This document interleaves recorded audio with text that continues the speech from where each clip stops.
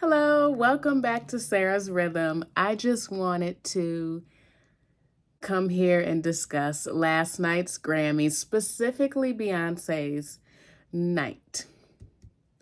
Now, last night she made history. She became the artist with the most Grammy wins in history with 32. And that is a huge honor. I am so proud of my girl. So let's get into what she won. So for Renaissance, she won Best R&B Song for Cuff It. That is one of the best songs of the year. We have been jamming to that since July. So, of course, I was very happy about that. Best Dance Recording for Break My Soul. Best Traditional R&B Performance for Plastic Off the Sofa, and Best Dance Electronic Album for Renaissance. But the Best Dance Electronic Album award was the award that made her break the record. That's when she made history. And when she won that award, I screamed. I screamed so loud. I was so emotional. I am so proud of you, B. I am so proud. The award that as Beyonce fans, we especially wanted her to win was the Album of the Year. And of course, I was so disappointed that she didn't get Album of the Year because Renaissance is the best album of 2022. When you think of 2022, you think of Renaissance. Like, it is so culturally relevant. It is innovative. It is creative. Like, it's a fun album. It was so impactful. It got us on the dance floor. It made us feel good. And it's definitely one of the best production, best lyrics, storyline. And of course, the sales for it, one of the greatest selling albums of the year. But this moment, last night, when she didn't win Album of the Year, the last 3 times that she was nominated for Album of the Year, she has not won either. She was snubbed for I Am Sasha Fierce for Taylor Swift's Fearless. She was snubbed for Self-Titled for Beck's album. I don't even know the title of it because it was so irrelevant. And then she was snubbed for Lemonade for Adele's 25. Like, this is crazy. Beyonce, one of the greatest artists of all time, an icon up there with the greats, Michael Jackson, Whitney Houston, Prince. And they have the nerve to never give her Album of the Year. That's crazy to me. Like, the Grammys, like they are losing a lot of respect. They lose a lot of respect when they do this, and they have a race problem. And that's something that needs to be acknowledged. They have a race problem.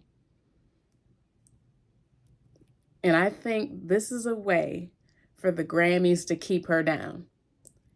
They know how good Beyonce is. But they continue to snub her for the Big Four. They don't want her to get it over the white artists, the Harry Styles, the Taylor Swifts, the Adeles. It's sort of a way to keep her in her place. And that's wrong. That is so wrong. Of course, she has 32 Grammys, and I know what you're going to say. She has 32 Grammys. She has the most of any artist, but those are for urban awards, R&B awards, and the lower awards. And they give her those to avoid giving her the big four. And they're still doing this in 2023. Now, that says to me that the Grammys has not changed. Now, you guys can have hope that they have changed, but they have not. They have not. Because at first, I just knew that this would be the time that they would want to give it to her. They know that she deserves awards.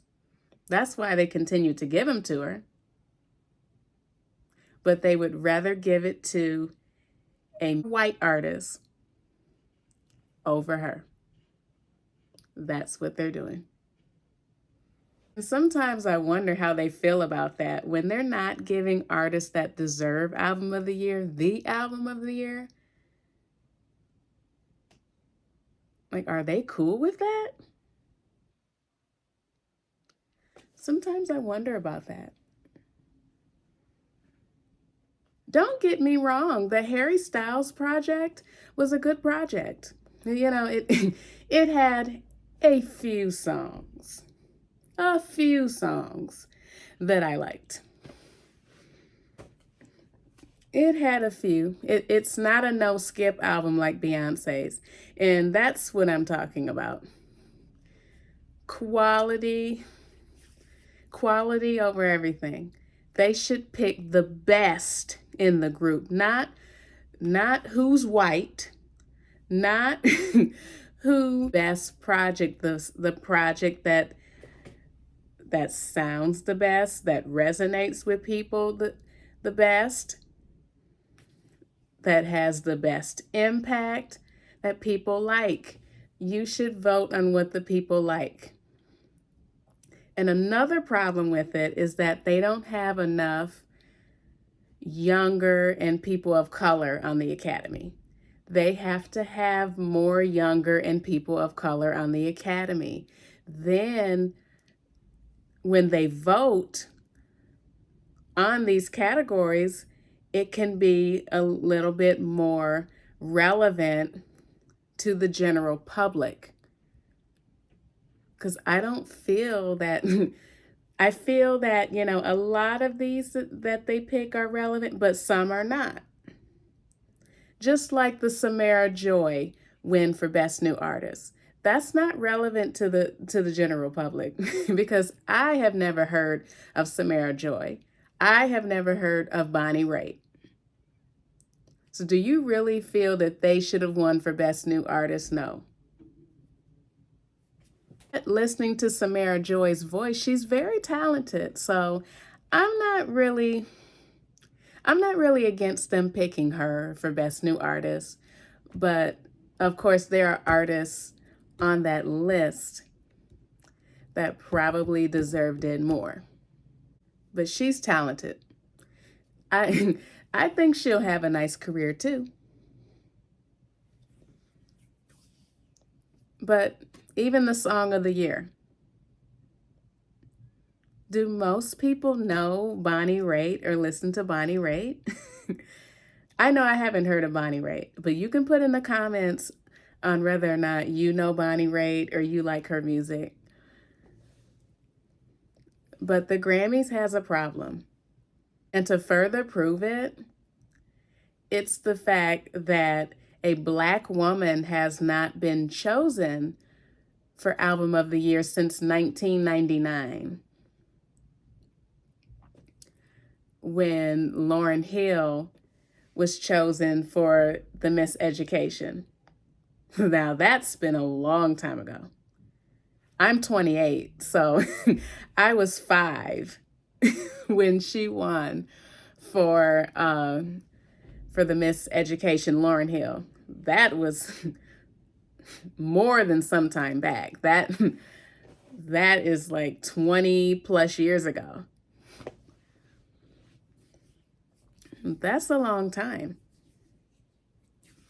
And when they do select us for Album of the Year, it's something that's not as urban or something that I guess they feel is safe music. And you can even look back at the past, Michael Jackson's Thriller, Whitney Houston's The Bodyguard. You know, I guess they feel it's safe pop music. It's pop music that's